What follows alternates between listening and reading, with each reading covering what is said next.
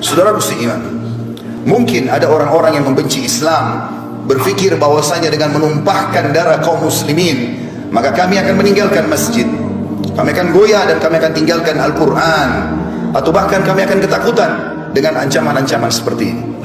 Demi Allah, dari atas mimbar ini kami sampaikan bahwasanya kaum muslimin begitu tertumpah darah para syuhada tidak menambah kecuali keberanian pada mereka, tidak akan menambah kecuali semangat kami memenuhi masjid, tidak akan menambah kecuali kami kembali kepada kitabullah Al-Quran, dan kami makin yakin dengan janji Allah subhanahu wa ta'ala.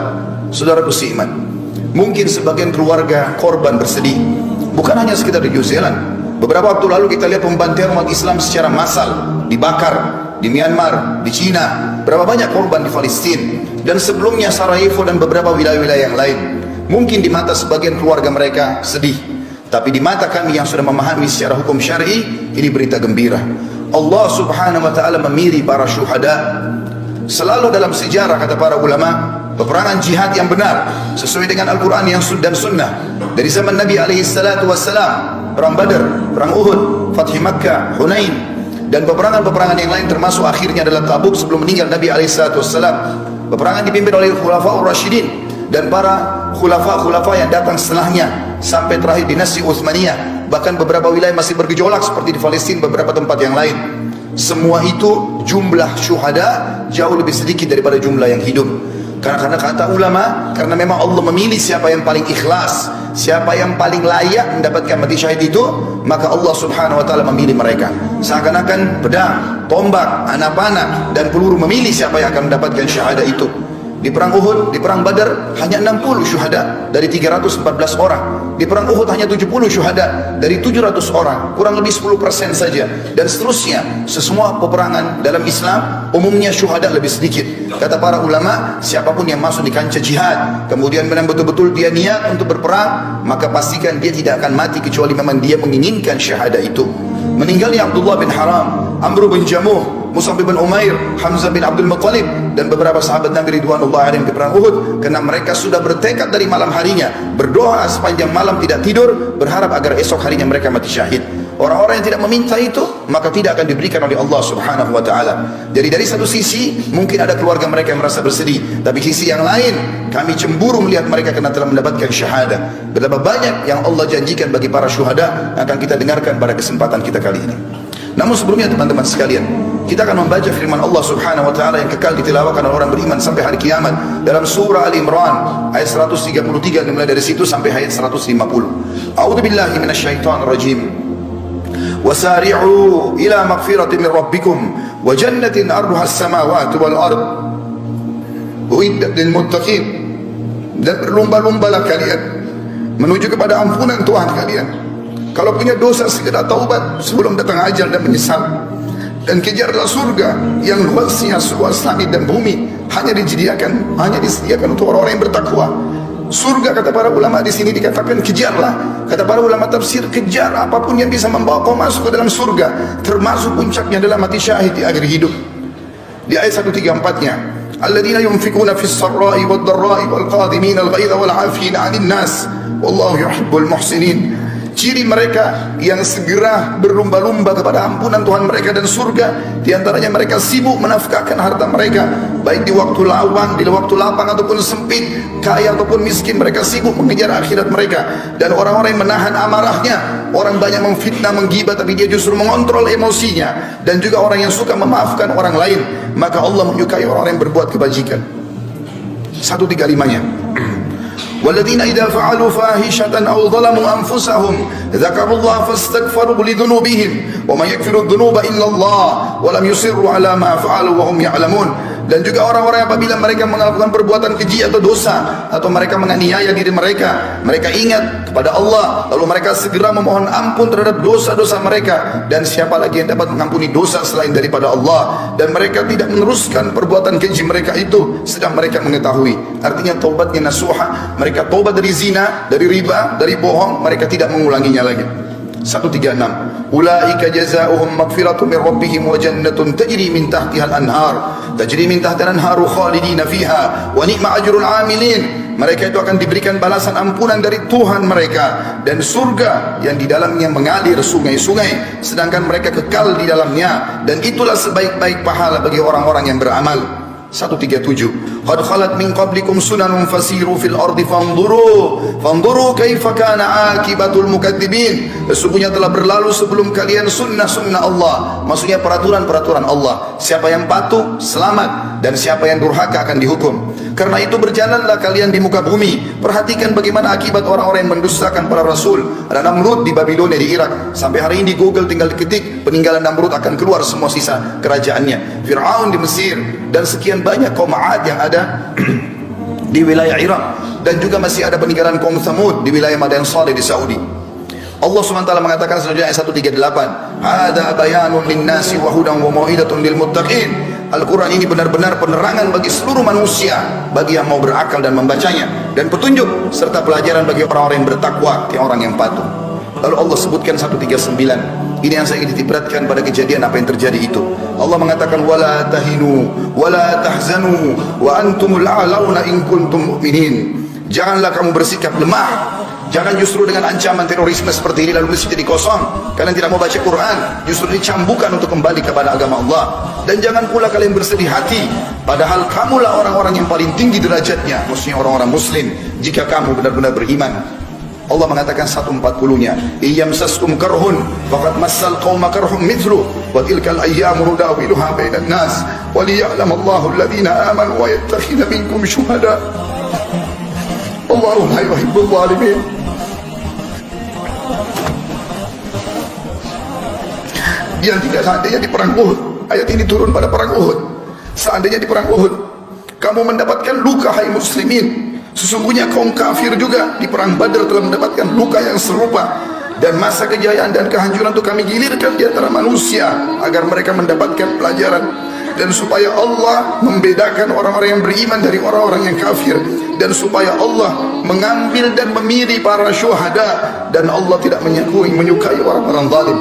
Kata ulama tafsir khusus ayat 140 ini berarti orang-orang yang mati syahid Allah pilih secara khusus karena ikhlas niat mereka.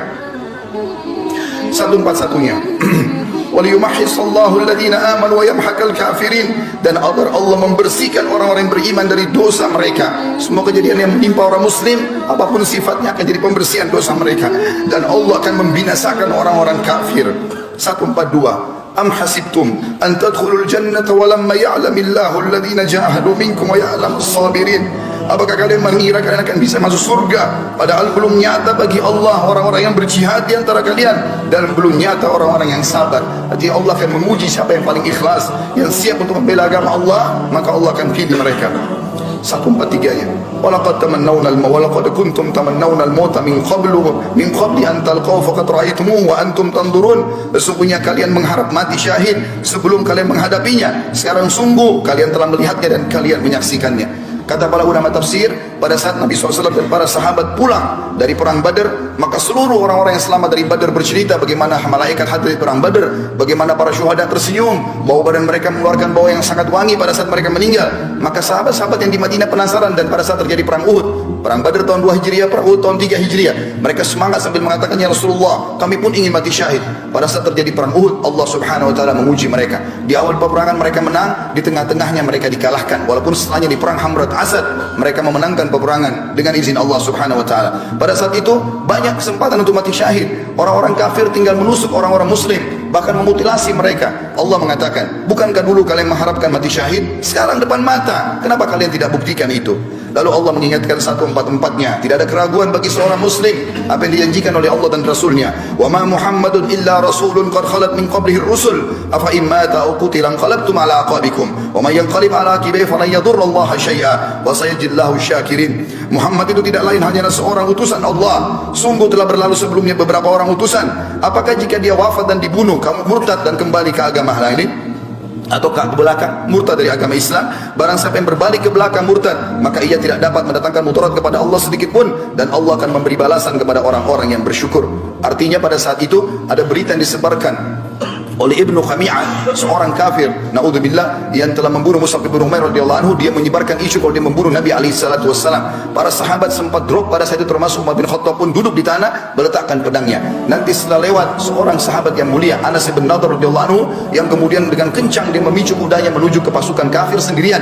Maka Umar mengatakan, wahai Anas, kau akan pergi kemana? Dia mengatakan, demi Allah wahai Umar, aku mencium bau surga ada di sana. Aku mencium bau surga ada di sana. Tinggal aku menerobos orang-orang kafir dan mereka membunuhku, aku akan masuk surga. Lalu Umar mengatakan, wahai Anas, bukankah Rasulullah SAW telah dibunuh oleh orang kafir? Kata Anas kata Umar, kalimat itu tiba-tiba membangkitkan semangat kami kembali.